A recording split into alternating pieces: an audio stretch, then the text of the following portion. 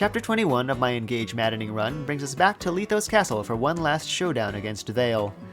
I start the map by going after a nearby hero, expecting to chip it with Alchrist before having someone else finish the job, but he decides to kill it with a Lunacrid instead.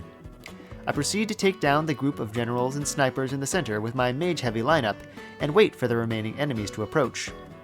On the next turn, I'm not sure if I'll be able to deal with all 4 fairly bulky paladins, and discover that Emblem Corrin's dreadful aura is applied after Smash, freezing the whole group, which ends up being a relatively useless discovery since the paladins all go down anyway. Then, after dealing with the approaching Bow Knights, it's reinforcement time. Multiple waves of reinforcements appear from both sides of the room.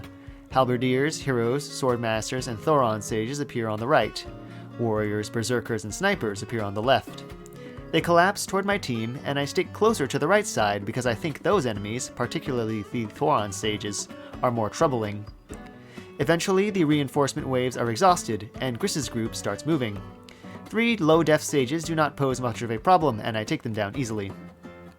After taking out a nearby worm, I draw out Zephia's group by having Alfred delete one of her Wyvern Knight companions with an Astrostorm. This triggers 4 Wyvern Knight reinforcements from the bottom of the map, but they are too far away to be much of a threat, and I am able to take down Zephia's group before they reach me. The last step is to deal with Vale. I haven't really been using my warp charges and decide to start doing so, sending 2 groups toward the boss area. She is standing on a large cluster of avoid-boosting tiles, and I have Alir engage with Corrin and use Torrential Roar to generate avoid-reducing water tiles to make it easier to hit her.